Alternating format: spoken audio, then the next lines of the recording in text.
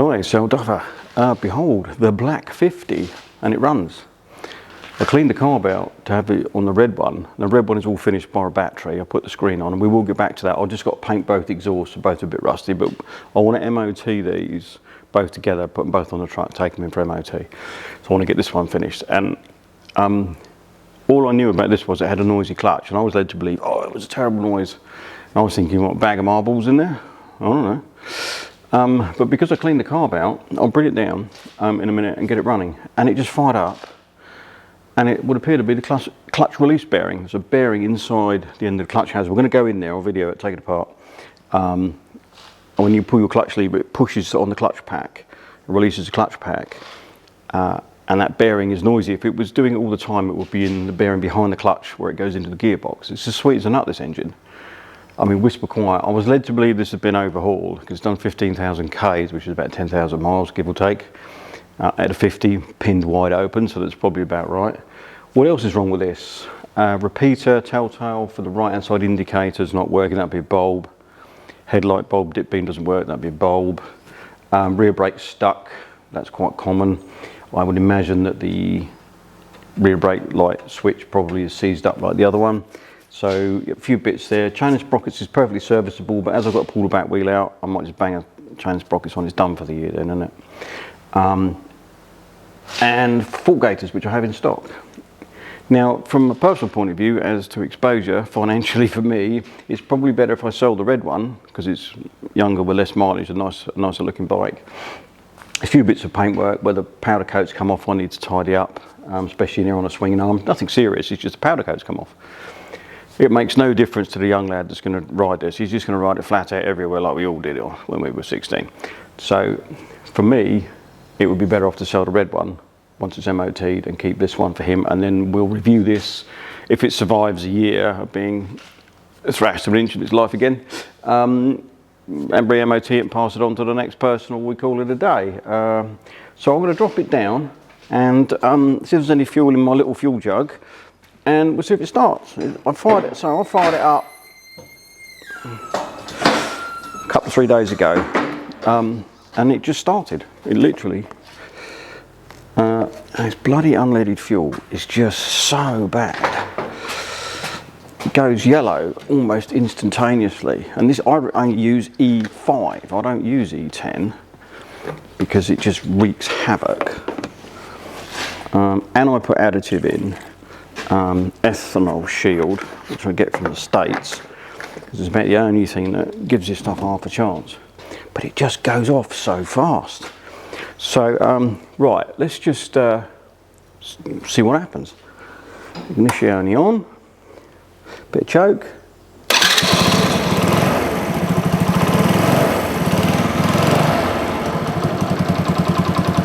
There you go. I'll come around this side because I'm hoping the mic will pick it up. It's as sweet as a nut. You pull the clutch in, I'll get down here. You hear that noise. The clutch works, all the gears work, it's absolutely fine. It's the release bearing in the end of the clutch. So what we'll do, we'll get set up, get moved, and we've got to drop the oil out of it anyway, do a service, and I'll pull the crankcase off and we'll get amongst it and sort it out. So give us a minute to rejig things and we'll be back. Right, brought you in fairly close. Hopefully you can see what I'm doing. First things first, let's dump the oil out of this thing.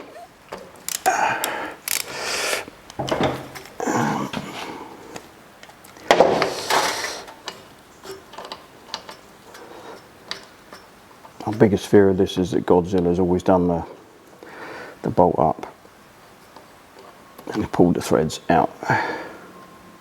Okay, not too bad. I've seen worse.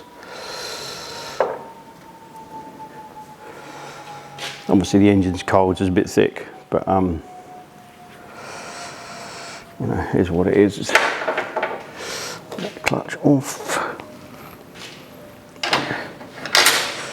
So basically we've got to get the kickstart out of the way.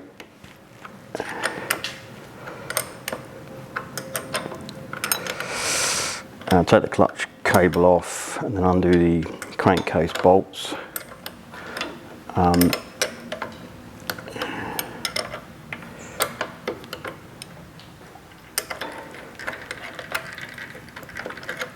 Now I have no paperwork as regards this engine's been overhauled, but allegedly was, and I don't know whether it's just a paint come off or it actually has been to bits. And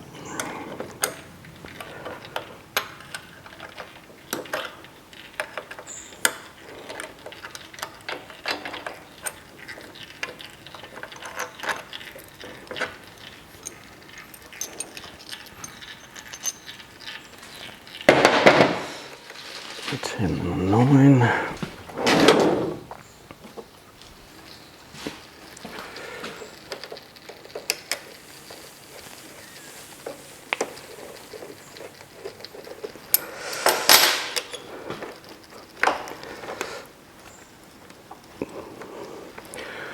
We're going to have to disconnect that from up there. God, that's in there. It's got more springs than you can wave a stick at. Let's see if it'll come apart.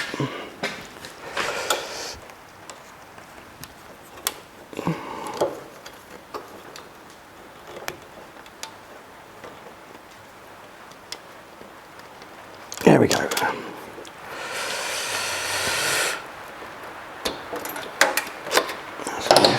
Oh, of course, that spring has fell in the oil. Well, that'll stop it going rusty, I suppose, won't it? No. Oops. Never mind. Let's go fishing. There we go.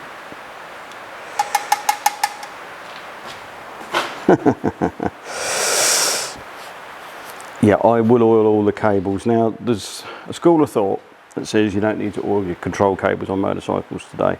Well, I would beg to differ. I know a lot of higher end motorcycles have the inner belt and cable part coated in like a nylon or Teflon or whatever it is to make it smoother, whereas these are cheapo cables. They're not like old school, but you can still get water down your cable and it will still rust up the ends and it will still freeze if we get cold enough weather. So my view has always been, if you oil your cables, they don't freeze up, they don't rust up, and you get a nice smooth action.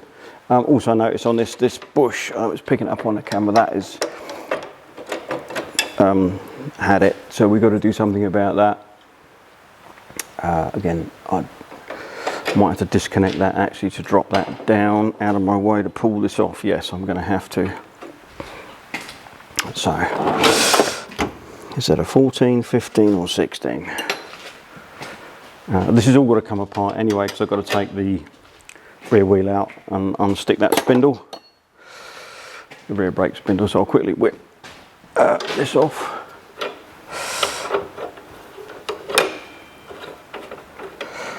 The fact that it's not seized is a bit of a miracle.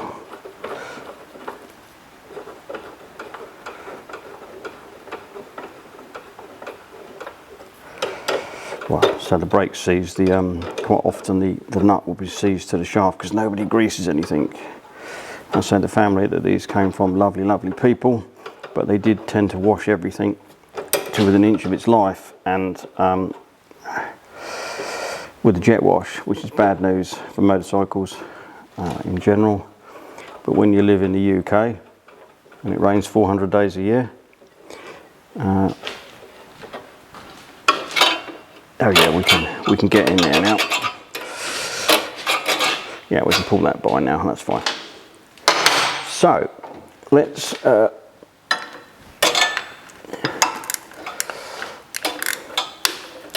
the box out.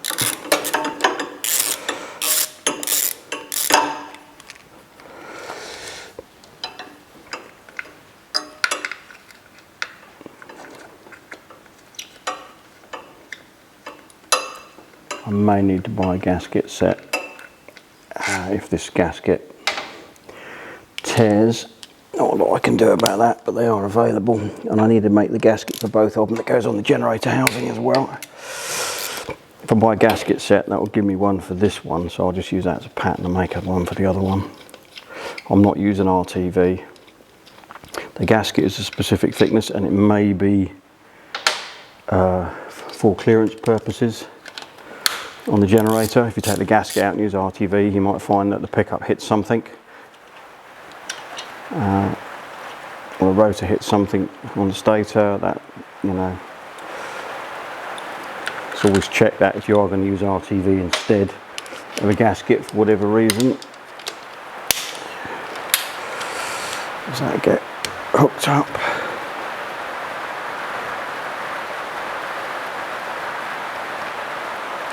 Pull that out of the way. I wasn't sure whether the length of that dipstick would get hooked up on the kickstart mechanism.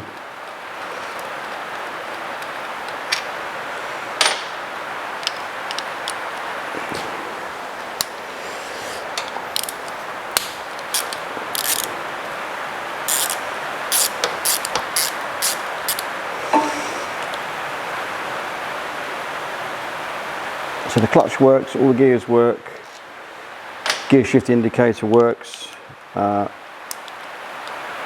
everything works. It's just a few bits and pieces that don't work due to lack of sitting around, and obviously this bearing has given up the ghost.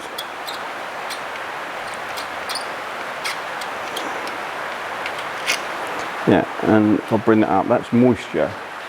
That there, that rust and corrosion is because moisture gets behind this, the nut head, and and reacts, and get electrolysis between that and the aluminium crankcase. And of course, the more you do that with the jet wash, the worse you make that situation. Being they're pretty much all like it, I rest my case as to washing everything with jet wash all the time.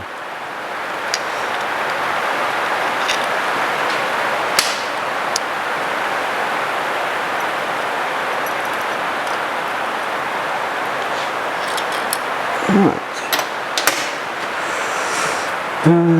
Where's my rubber hammer? That is over in the machine shop. Let's see if it will come out with a wiggle.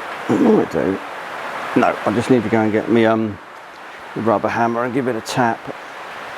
Right, I've taken all the bolts out. We've got one lurking in there.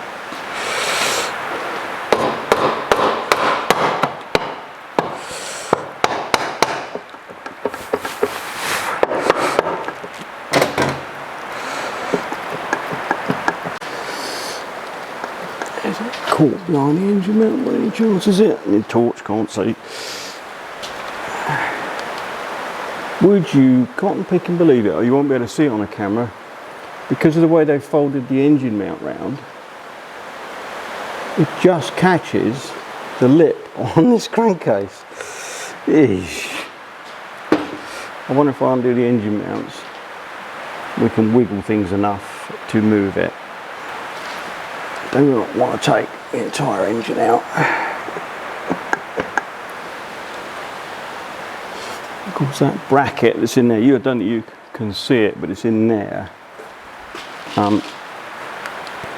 It's welded, not bolted, so it's not like I can wiggle it out the way. Would you credit that? Right, with a little wiggle with the pry bar, I managed to get it by, and we tore the gasket. Right. Come here, you. Yeah, that's the bearing there, that one. Oil everywhere. Right. That sits in there. Like that. Right, you got that. That bearing there is your clutch release bearing. You won't hear it with the rain. I can feel it. It's that one that's as noisy as you like. And there's a little spring-loaded plunger that goes in the middle. Focus. That sits in the middle. And when you pull your clutch cable, hopefully I can show this up. That, get some light on it. That plunger in the middle there, that moves in and out. That's where the spring-loaded bit that pushes it back in, and that's what activates your clutch. That is your clutch pack assembly there, and it's just that bearing that's making all that horrible noise. So we need to remove that bearing and replace it. That's all. I think that's actually loose. There's a little top hat sleeve in there as well. I'm going to get a pot to put all my bits in. This is the bit that's making all the noise. There we go. I wonder if that's a standard bearing we may have on the shelf. I'll put it next to the microphone, but I don't know whether it will pick it up with the rain. But yeah, that is knackered. That's what the noise is. And we need a gasket because it's just torn the corner there.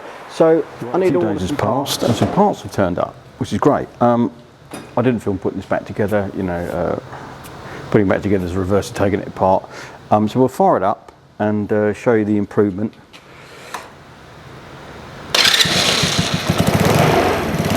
Quiet as a mouse. And the problem was when we pulled the clutch in, we had that horrible bearing noise. Gone away. There you go, that's all it was. Just a £3 ball bearing, a gasket and a bit of engine oil. Put it in the gear. That's first. Foot under the wheel. Now let clutch out, there we go, clutch is working. I haven't even adjusted the cable yet. But there you go, it's all working. So we'll call that a success. Our next job is the stuck rear brake mechanism. So we'll get reset with the camera and that, and I'll get the back end pulled out. And I've also got to identify what rear sprocket's on this, because I can't find a listing for this anywhere, what chain sprockets. Because basically we have a few service items and this bike's good to go. So I think I'll throw a set of chain sprockets on it as we're here. We're still waiting for a few little bits to turn up. The ball joints, left and right hand, threaded ball joints for the gear shift, because these are shot and held on with a bit of wire. 10 out of 10 for trying. What else are we waiting for? And the chain cover. The front drive sprocket cover's broken. I'd imagine the original chain snapped because it's broke the bottom out of it. So I've got a new one coming. Not a genuine article, but they're all the same. It's a pit bike engine. So right, give me 2 minutes and we'll get set up. First job, I want to take the split link out. I'm going to take the chain off out of the way because we've got to do a bit of wire wheeling and some direct to rust painting on bits of the swinging arm where the powder coats come off. You don't normally need to take the chain off to do this, but I need to get in here. So I just spring the old clip, he says. There we go. The chain and sprockets aren't too bad on here. They're adjusted and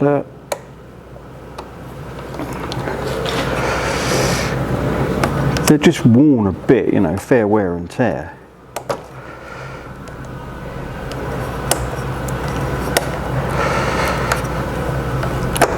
So they would certainly do for now.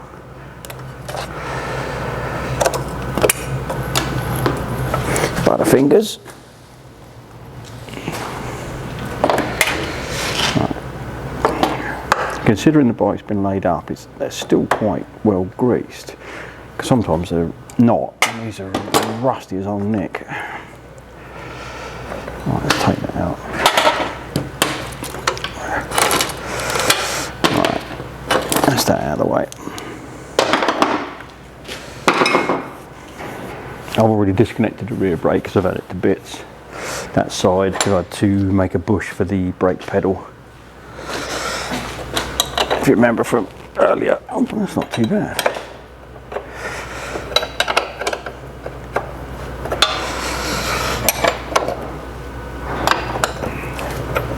The spindle's turning.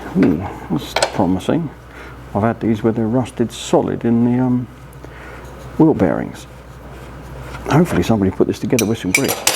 Oh, they did. Oh, lovely, look at that. I know you won't see, but coated in grease. That's what you like to see. Otherwise they just, especially if you are one of these who like to wash your bike lots, they will just seize in there. Right, come here you, spacer.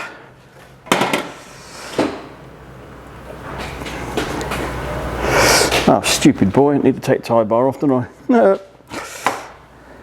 Getting ahead of myself here. Here's a brake back plate to tie bar.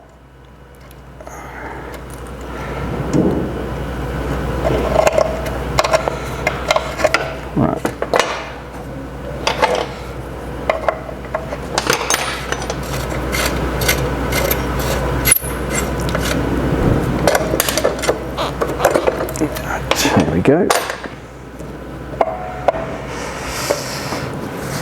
Right, took a bit getting apart because it was so stuck. So there's your cush drive, which, there you go, comes out, sits behind your sprocket. The idea is that it gives a little bit of flex and movement as you're driving, and takes it, doesn't clunk and clatter around. That's all it does. It's called a cush drive. All the bearings are good. I just need to identify this sprocket, see what that diameter is. It's got a number on it. This isn't an original sprocket, but I should be able to work it out with a bit of luck. Right, here we go. This is what happens. This shaft here is seized in that aluminium housing. Steel shaft, aluminium, moisture, they seize up, and this is what's happened. Brake linings are good. So we're going to pop the brake linings out. We're going to take this off, and I want to tap the shaft out, clean it all up, and it'll be full of white aluminium oxide. This will happen over time anyway. If you ever take your back wheel out under general running around to do a puncture or whatever, take this apart and clean it out and lube it with a bit of copper slip, put it back together, you'll never get any trouble. You accelerate this problem if you like washing your bike with a high pressure hose, whether it be a high pressure hose from the tap or especially a jet wash. You force water, there's no seal in here.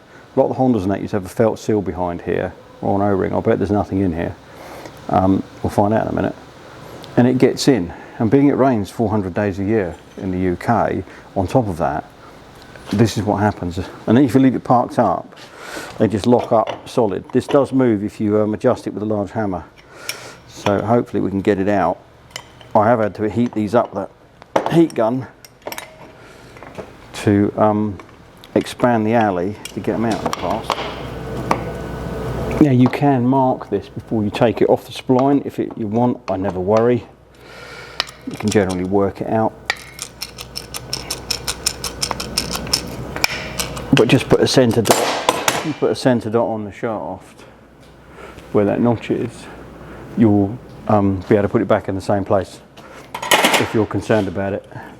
This little pointer, yeah, this is a Honda thing.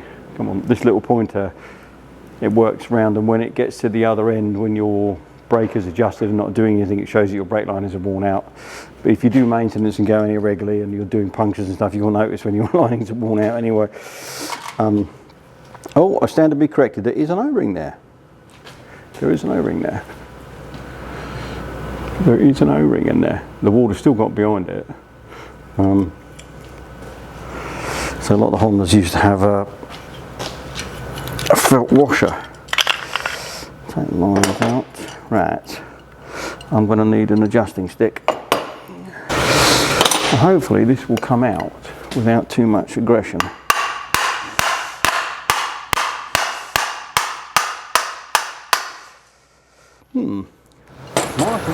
Right, I had a nip off to the vise, and I managed to get this apart with a bit of WD and put in the flat in the vise and managed to wiggle it apart. And with the WD in there, that is now free as a bird. And of course, the aluminium oxide got washed away with the WD. So what I'm going to do is reassemble that with some copper slip. There's oil in copper slip, and obviously the copper is an anti-corrosive agent, so hopefully that will then stop that happening. It still does eventually, but it takes many years. So hopefully that's that resolved. We just need to put a bit of copper slip in that and put it back together.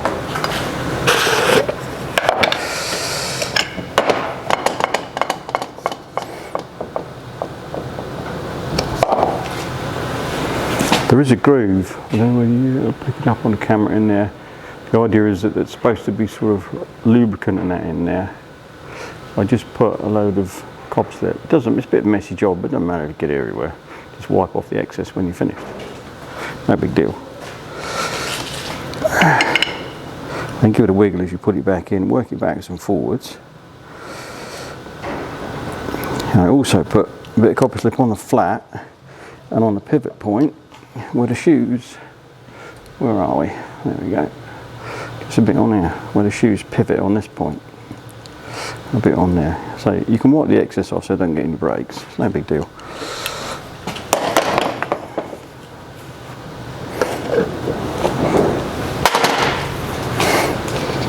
This is where I send one of the springs across the workshop. putting it back together.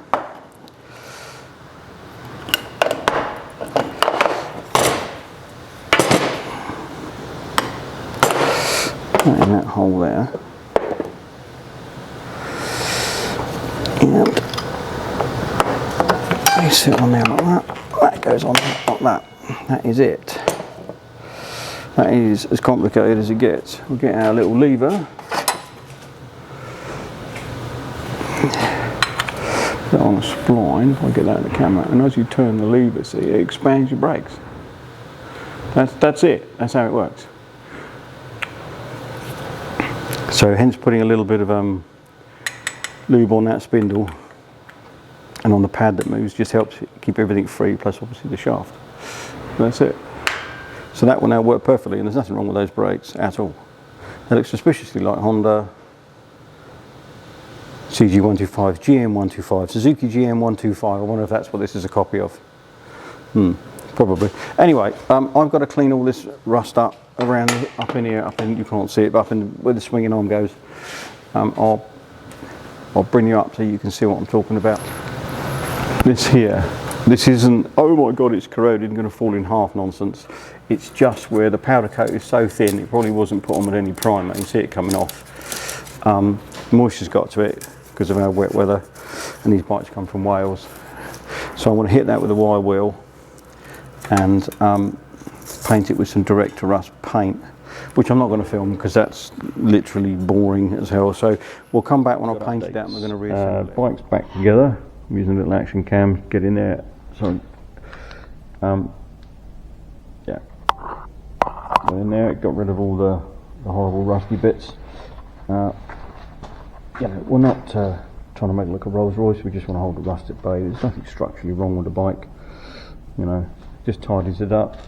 It'll pass at 10 feet with all the plastics on. The other thing I did down here, the gear shift linkage, those ball joints, and when you get torch on so you can see it a bit better. These here, if I get one of the old ones down here, camera pick it up, but that is completely knackered. The inner and outer, they just flop around. You can try and do this one hand is a bit awkward, but basically the inner and outer move, so they're no good. So I got some from, I think it was a McGill Motorsport, with some rubber boots, much better quality. I just shortened the shaft, recut the left hand thread. I've run out of left, because it has a left hand and a right hand thread on the other end, so you can turn the middle and adjust the arm. I just need some more left hand lock nuts, and that will sort that out. And we need to put a washer in here so we can improve on that. There's no need for that to slide backwards and forwards like that. So what have we got left to do? Headlight bulb, right hand side tail, and then obviously fork gaiters, because we've got a bit of a issue there. While I've also noticed, if I come around this side, when I took the exhaust off, get the torch under there, whether you can see, I didn't break that, was broken off, it's rusty. So I will TIG weld a nut on the end of there, and quite often that will fracture them free. If not, it's could be an engine out job to get that out. I'll do it when I've got the front end off, when I'm doing the fork gaiters and that, and the forks are out of the way and the mudguard and everything's out of the way, so I can get in there. And hopefully that will resolve that. So all in all, I think we're getting there. Lots and lots and lots of silly little problems, which mount up to something that really is a pile of junk in most people's eyes. I didn't film doing it, but I made a bush that had a bit of plastic that was a little bit oversized. So I just turned it down, drilled a hole in it and pressed it in, which gives me a nice action there. It's not flopping around in the breeze now. That's all back together, it's all greased up, greased the thread. Yeah, all in all, we're getting there. So next job is I'll get set up with the camera and we'll get that nut tigged on, get the front end out rather, get the nut tigged on, and hopefully we can get that out without having to pull the engine out. Just trying to drill that out upside down, you wander off anyway into the alley if you're not careful. So it's either I'll take the head off, and you know, it's a huge amount of work just for a broken stud, so hopefully the heat from welding it will break it free. It generally does, it doesn't always, but 9 times out of 10 it will. And then it's just a few more twiddly bits and we can get an MOT on the pair of them. Oh yeah, and I've got to replace, I've got to get one of these. That should have a like a grommet style piece on the back that plugs in there like that and holds the cable. I've got to get one of those. It's amazing, just lots of silly little faults turn something from a perfectly usable machine into a pile of junk that if you put it into a dealer to be done, it costs you so much money, it's more than the bike's worth, and hence they end up like this. And really there's nothing really wrong with it at all. I suppose the most awkward thing to deal with was the clutch release bearing in there, which again wasn't particularly difficult, was it? Got a lot of lubricate all the cables. I'll show you the tool I use. I've got a hydraulic cable oiler, but you don't need to. You can do it with an oil can. Obviously I do a lot of cables, so it's quicker for me that way. But let me get set up and we'll get that, see if we can get that. Right, got a bit better set up now, so we need to get the front wheel out to start with. Well, we've been lucky getting all the spindles out so far. Let's see what happens. Got the bike strapped down to hold the front wheel in the air.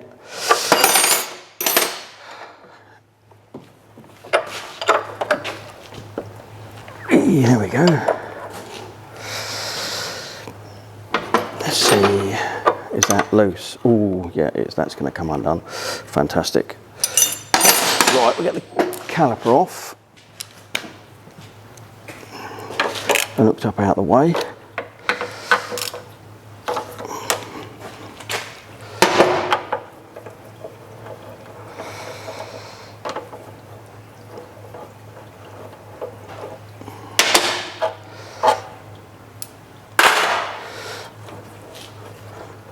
If you give it a little wiggle, you can move the piston. I will check this is all free. I'll probably clean it all up and re-grease all the sliders in here. We're getting a bit closer when I do that. The pads are good. Yeah, fairly evenly worn. Like we haven't got something jammed up running wearing the one where the piston is. But it could do with a bit of a clean up, as you can imagine. Right, let's stick that there out of the way. Right, now we can get the front wheel out. And I want to take the back of the sort of speeder rev counter binnacle off. Hopefully I can get it all the bulbs and replace that one that's not working. So I'll take the speedo cable right out of the way because I've got to get in there anyway. Lo and behold, somebody's actually oiled it. A bit dried out, so I'll re-oil it. But this actually spins. The cable inside here spins as the wheel rotates and drives your speedo, because this is not electronic. So having them oiled regularly is very advantageous. Stops them breaking. They'll last for years if you oil them. And the spindles got grease on it. Fantastic. Yep. All right, one speedo drive. I'll bring that up here. Bring it up. That ring there is driven. Those two tangs sit in notches on your wheel. And as that spins, it turns. I don't know whether the camera will pick it up. Get the light. That turns that drive, which turns your speedo cable and drives your speedo. You still have a similar setup if you have an electronic one with an electronic pickup in there instead of a cable.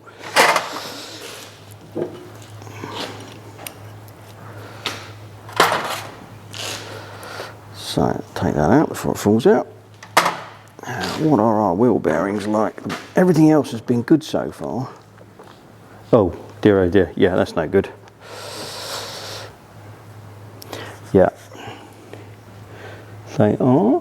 Let's have a look. One of them's notchy, so as we're in it, we'll change it. 6301s, I've probably got those. Can't see because of the ceiling there, so we'll have to put some wheel bearings in there. It's not bad, but it's, as you rotate it, it's not smooth. You can feel a sort of a certain notchiness in it. There's no play in it. I was wiggling around on here, but that's not going to get any better. So we will replace it.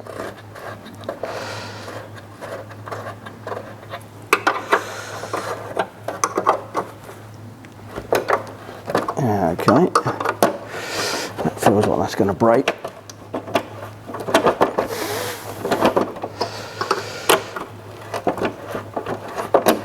This is why I don't like doing this with an impact.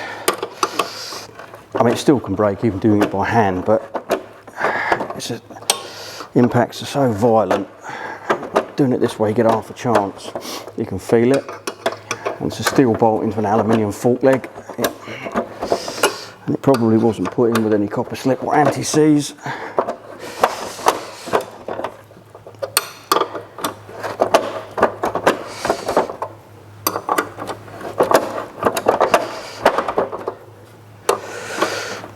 Yeah, I do not, right, with some squirt. Do not like the feel of that at all. Wrong one. Stupid boy. Where's the other one gone? Must be in the machine shop. I'll be back. Right stuff this time. Get it.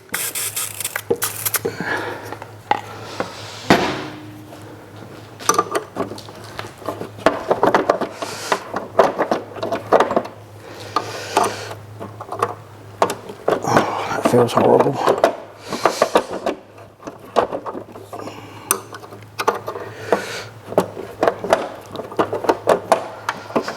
Yeah, I'm going to have to wind that back in with some splurge on it, I think. My fear is it's picked up a bit of the thread. And as you wind it out, it pulls the thread with it. That's what it feels like. Yeah.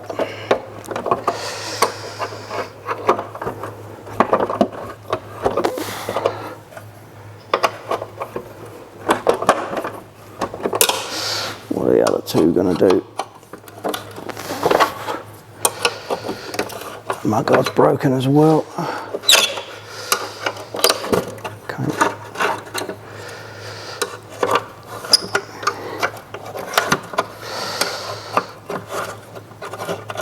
Wet weather, steel bolts in aluminium equals trouble.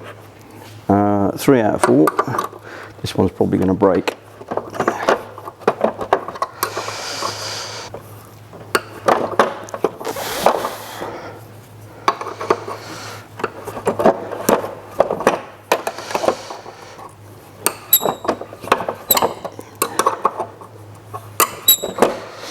Of course, you don't go in here very often.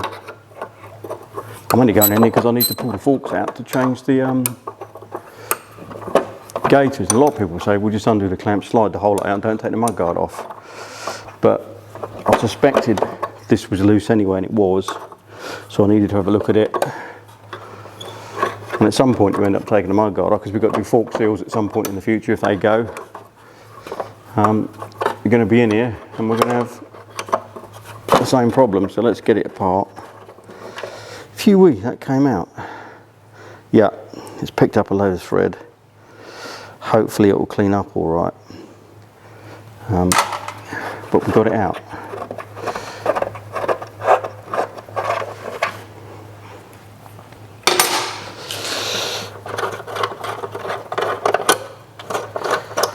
And we will put them back with some anti-seize. Hey, I'm going to clean that bracket up and paint that because that is just gross.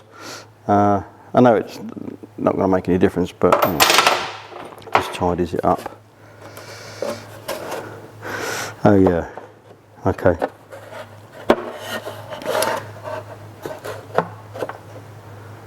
Yeah, I would imagine this has been over at some point. It's a 50. Let me pick it up, but that bit of plastic there is missing.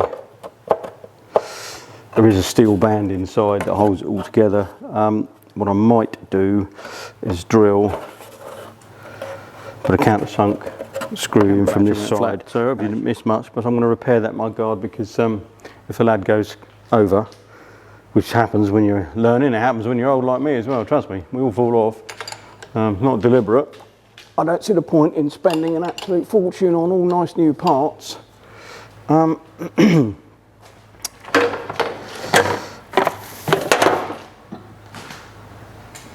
To then get those smashed, let's repair what we've got, and if we have to buy replacements, pull that down a bit. If they get obliterated, then at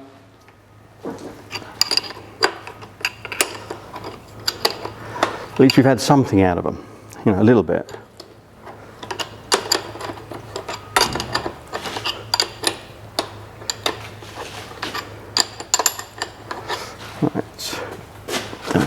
of that.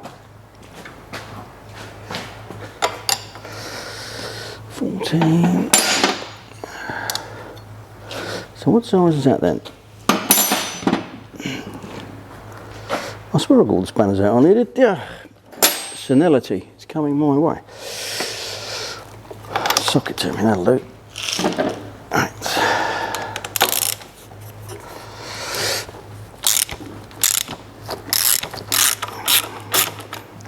Off.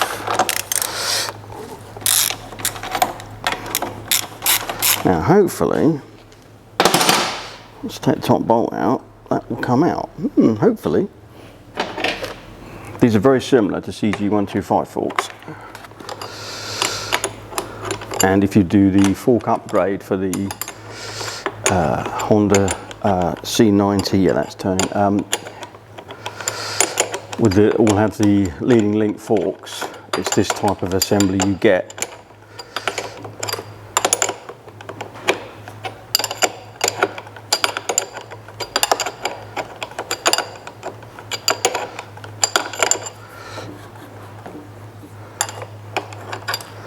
There's me camera squirt.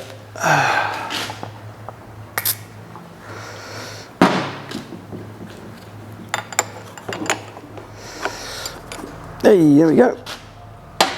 Yeah, these are capped off inside. Was later style or later forks or other types of forks. You undo the top bung and the spring and that all shoots out and smacks you in the chops if you're not aware of it. But these type of forks are assembled slightly differently. So, right, get rid of that. Let's have an inspection. See what we got. Oh yeah, they're good. They're good. There's no rust marks, or even down inside here there's a wire clip. This is quite standard that holds the ceiling. I don't know whether the camera will pick it up, but down in there's a wavy wire clip that holds the sort of, it's like a little retainer. The seal is a good fit anyway, but they are quite, these often fill up with water, even if you just got a dust cap on the top rather than a gaiter, and then corrode away merrily. But that's actually fine. That's in really good order. So these are some gaiters I had on the shelf. I'm pretty sure they're the right size. We're about to find out whether I'm right or wrong. They're the right length, that's for sure. And will that fit over there with a bit of a wiggle? If they're a good fit around there, yeah, I reckon these will fit.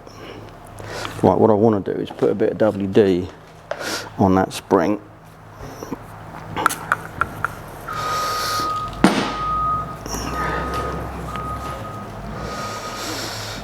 And then put the gaiter on. A lot of you are going to say, oh, it looks like the fork's leaking. Well, when you take it in for MOT, you just explain to the MOT tester that you've lubed it all. And pull the gaiter up. They're not held down by anything. And show them that it's not leaking.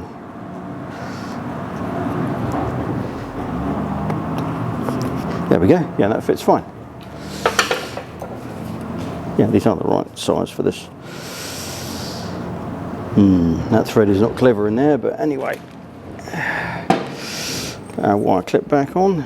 Now I'm going to take the other one out and leave these off because I need to get and do my broken stud. Well, certainly this one is out the way. Well, I can get my fat head in there with my welding gear on. So we'll whip the other one off and have a look at that.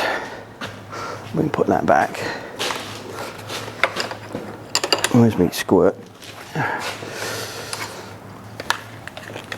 I always used to put fork gaiters on all my bikes when I did seals.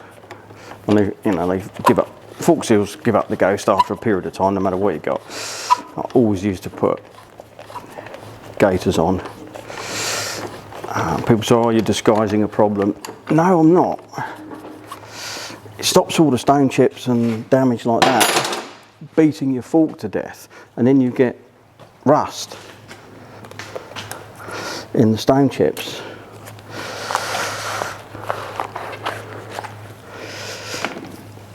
Oh yeah. This one's not so clever.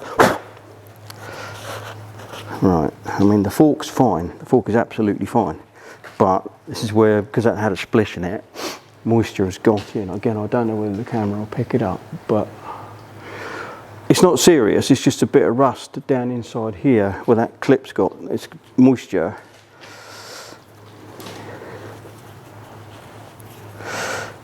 Because he's running with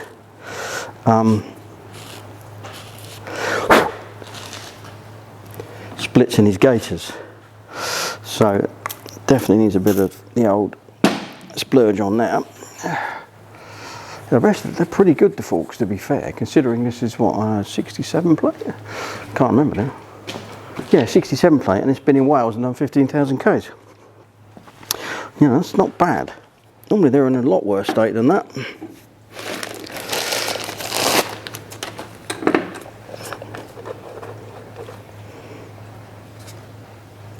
Hello, hello, hello, we've got something in there. I think there's new wire clips in here. Why would you put them in there?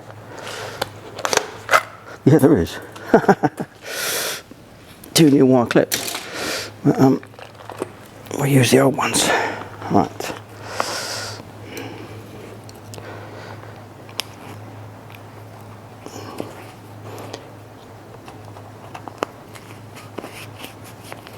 There we go.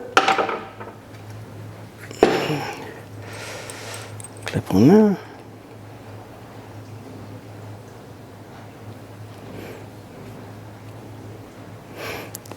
I'll just slide that one back in, and I'm going to put a bit of a, you don't want to put loads of oil in it because you can hydraulic it, but I don't think the bolt bottoms out. I can't see the length of it. We're just going to put a little bit of squirt in there,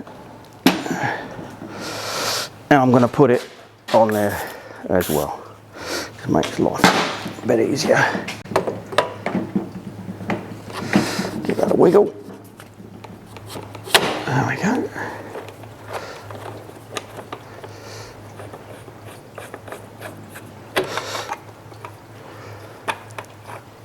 Give that a start. There we go. I won't do this up tight. I'm just going to put it up so it's in position, and then we'll get the whole front end assembled, and then I'll nip it all up tight.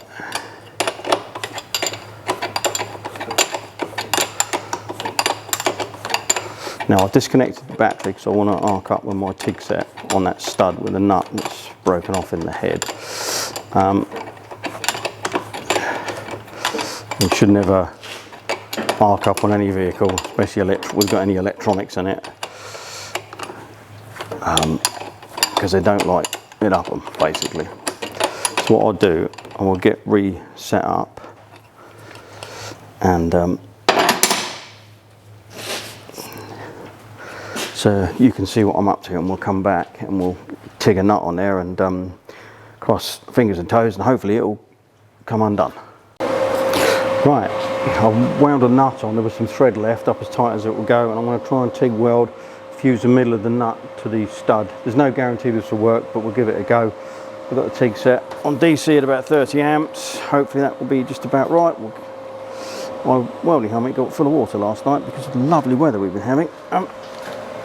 So let's just see what happens.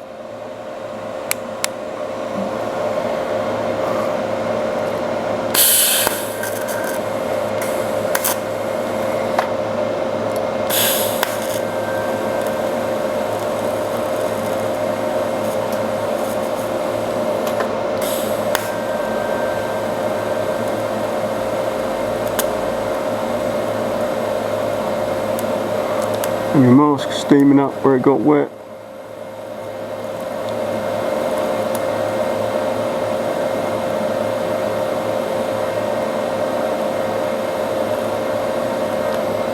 Right. Oh, blimey, how many glasses have steamed up as well? I can't see a thing.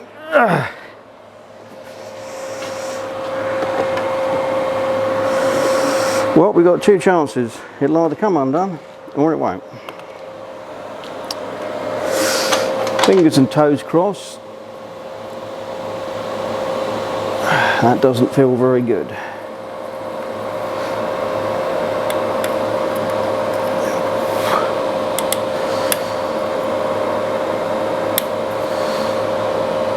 No. That give that a bit more heat, I think. I really don't want to have to pull this engine out if I can avoid it.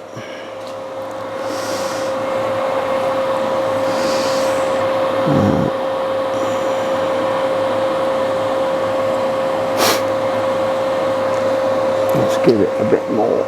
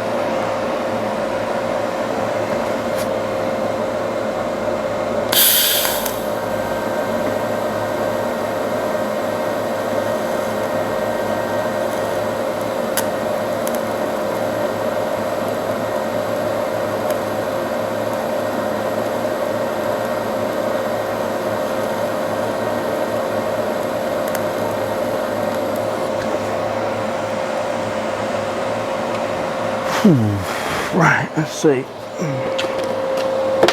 That will move.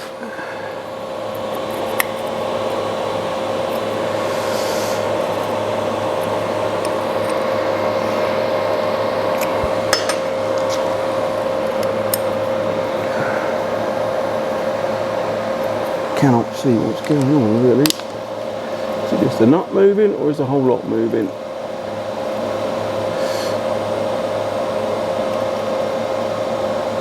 It's just the nut moving, I think. So, yeah, the other option is to get the gas torch on that and warm that corner of the head up. I think that's what we'll do next. I'm not giving up, I don't want to just snap it off. So let me get my gas torch over here and we'll warm that head up.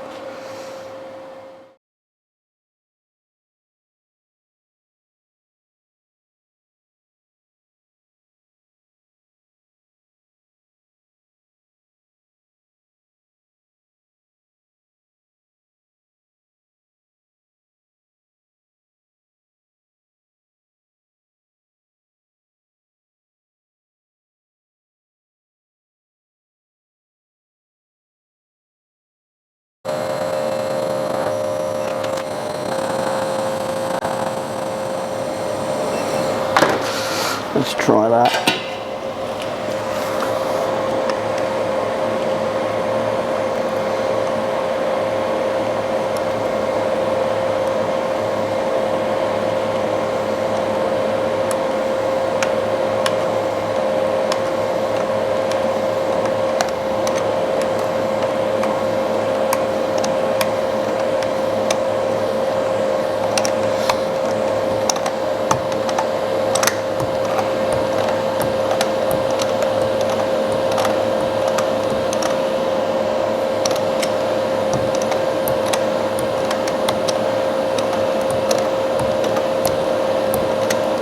Yeah, we're not even pulling the threads out with it. By the looks of it, it's coming out clean. Phew, what a relief.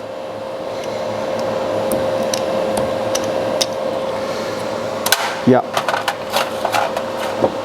Hot, hot, hot.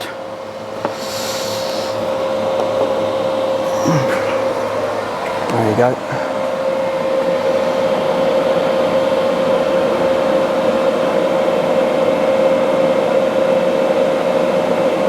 There you go, clean threads all the way up. Hallelujah, that saved me a hell of a lot of work. Perseverance and a bit of heat. Right, I'm going to get tidied up here and we can put the front end back on the bike and then I can make us a new stud and we'll carry on with the other bits. Put some copper slip on the front wheel spindle, the one that's sticking in there. And you always seem to need more than one pair of hands for doing this, but yep, come here you. Goes in there like that. We should have wheels spacer. Put that in there. Now, I didn't bother videoing the putting the bearings in. I mean, it's, you know, not very difficult to do. I do want to go through the front caliper and show you what happens and causes them to stick up. This happens to all bike brakes. It doesn't matter whether you've got high-end brakes or like on a bike like this, where, you know, it's sort of budget brakes, as it were.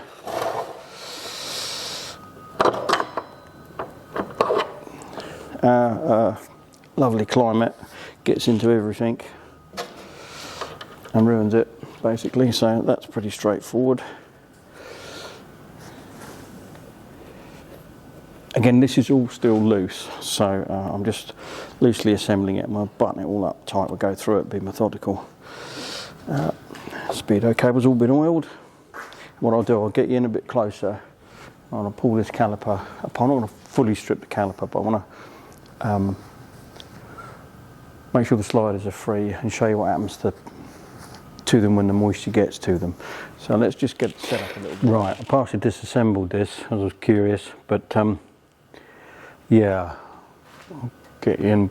This slider is moving, but and it sounds like it's got quite a good seal, but if I bring that up close, on focus.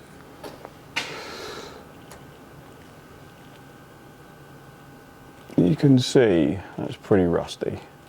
Well, that needs cleaning up with a wire wheel, and this needs packing with copper slip. And also on the piston, you get, I don't know whether I can bring it in so you can see that a bit better. Let's give it a go. You can see that. It's not serious, it's just a bit of corrosion. What happens is, you can see that white corrosion in there. Moisture gets down between the piston and the seal. There's a rubber O-ring that sits around here. It corrodes, squeezes the seal, which grabs your piston, and obviously jams your brake. So of course you pull your brake on, you can push the piston out, but it won't come back, and you end up with a stuck brake. And the easy way to fix it is to disassemble this, pump your brake till the piston pops out. Then you can hook the rubber seal out, clean all the white aluminium oxide from behind the seal. Obviously if you can get all the new seals, great, as long as you don't damage the seals. I've used the old ones in a pinch, and you can put it all back together again and it'll work perfectly. But what I normally do is find a suitable G-clamp and then just see if this will go in. Yeah, this one's going to go in, this one's not stuck. You just push on it nice and square. That one's going to go in, that's fine. I'll pump it out, and I don't know whether this camera's picking it up, but it goes out and then back a little bit, out, back a little bit. So this one's still very nice and free. A bit of the old WD, roll one, on there like that, and a bit of Scotch-Brite. You're not going to scratch the piston up or anything, you're just getting rid of the crud that's built up from this being used in our lovely English weather. And that's even the summer weather. What summer, hey, you ask? Well, the longer days, you know, it still rained all the time. And all we're going to do is just get the crud off. What's this one like? Yeah, this piston's okay. I mean, obviously these are budget calipers, it's a budget bike and all the rest of it. But even on the top end brakes, they still do exactly the same over time. Even if you have stainless steel pistons, the aluminium body will still expand with moisture behind the seal and still jam your brakes up. So, you know, it's just a drawback of our lovely weather. It doesn't happen, you know, quickly. It's something that after many years of usage, yeah, I mean that's nice and free. So obviously make sure you don't force too much fluid back up. It squirts out the breather. But yeah, that's fine. I don't know whether the camera will pick this up. I'll try and it'll pump out and it goes back in very slightly as the fluid goes back up the pipe, and that's how your brakes release. Of course, once that seal pinches, it won't go back in. Oh, I can push that back in with my thumbs. Oh, that's fine. That's nice and free. So it's just this this pin on this slider. So I want to go and quickly waz that on the right. Yeah. I mean, the corrosion on the steel brake fitting, that it's not excessive. It's just where the cheap Brightsy plating, whatever plating they put on this, has come off due to the moisture. You know, but other than that, it's pretty good. All in all, yeah. So what we need is a bit of copper slip on that. You can use grease, it doesn't matter. I generally use copper slip because it's an anti-seize thing. But you can use, just slap a load on that pin. And give that a wiggle. Oh, that's much better. Much better. And put your pads back in. Again, this is a very slightly different caliper to what I'm used to on these little bikes. There are so many variants.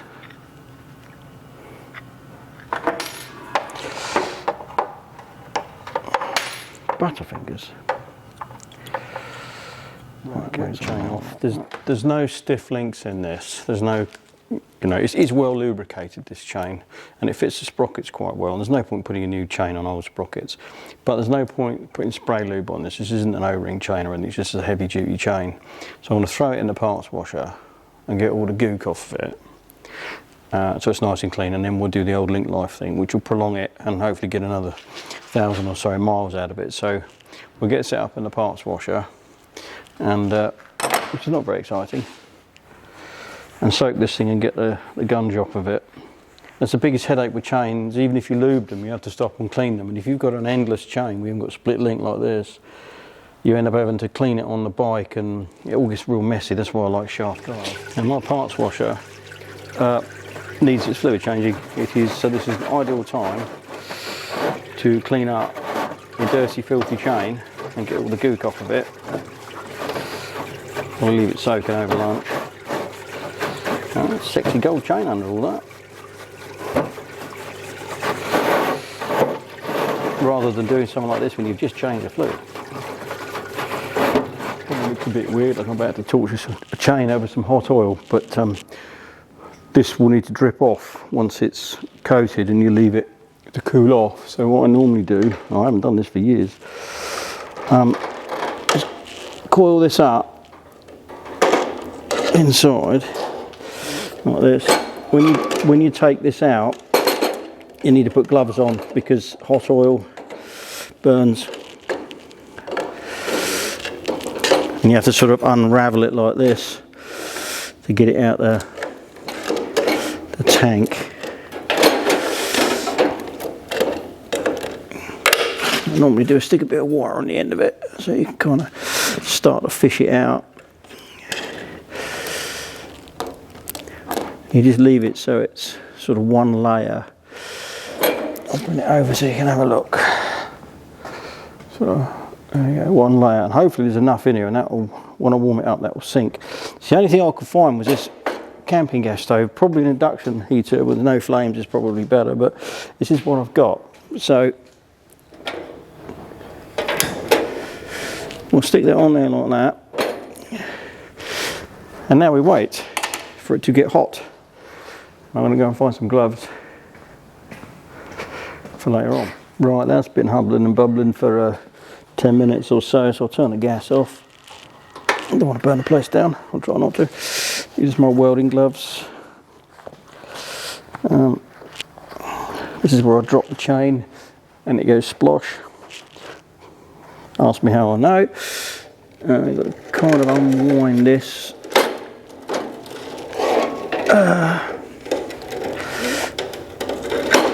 As you go, kind of thing.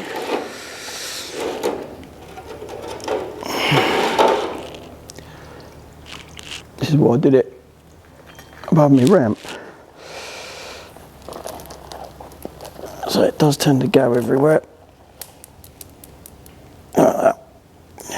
Hence you need gloves on. And we'll just let that drip off now. And that will go solid again in the tank. And then we can pop it back on the bike. And that is link lifing.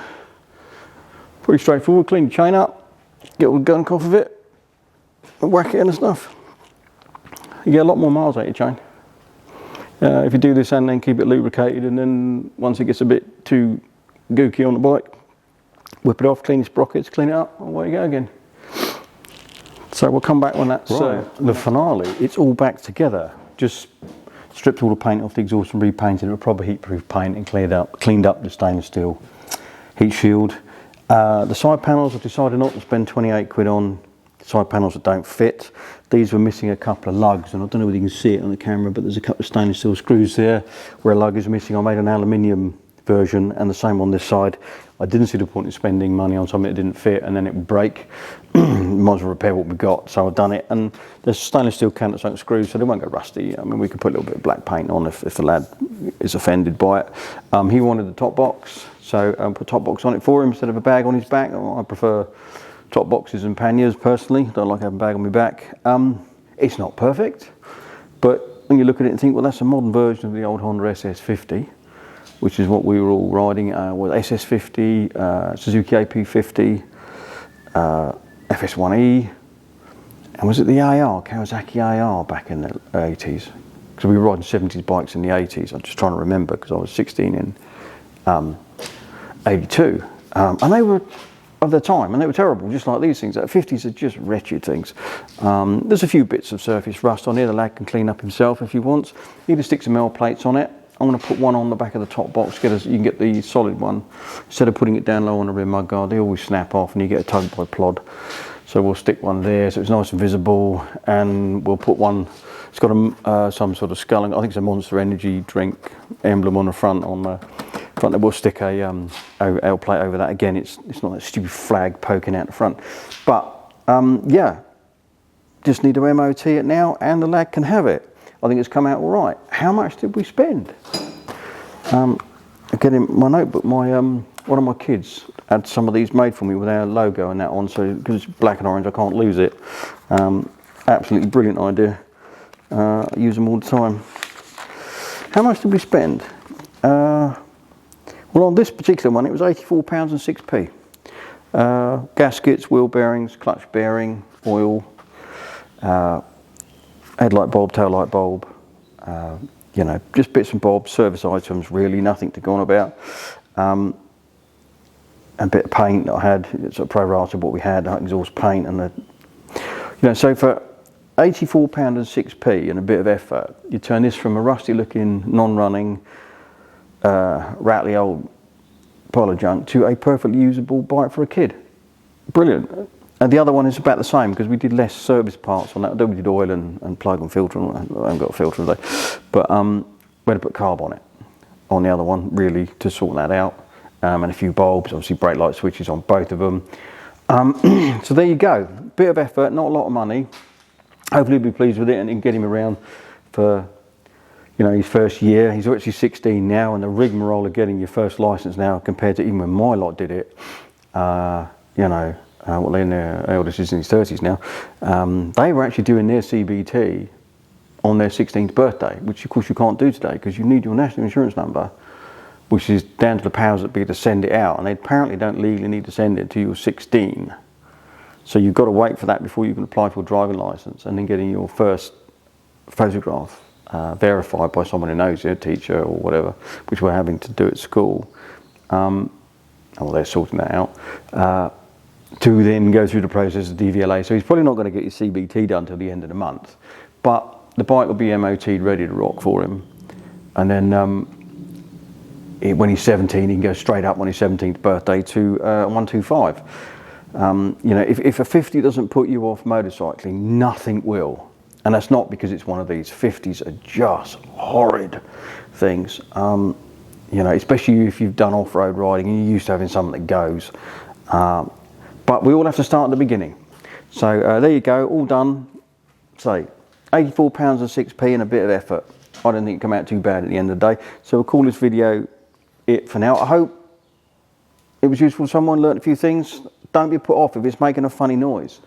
Don't run away. It may not be actually that bad. You know, you can turn the, you know, what looks like rubbish into something usable. So thanks for watching, and we'll see you in the next one.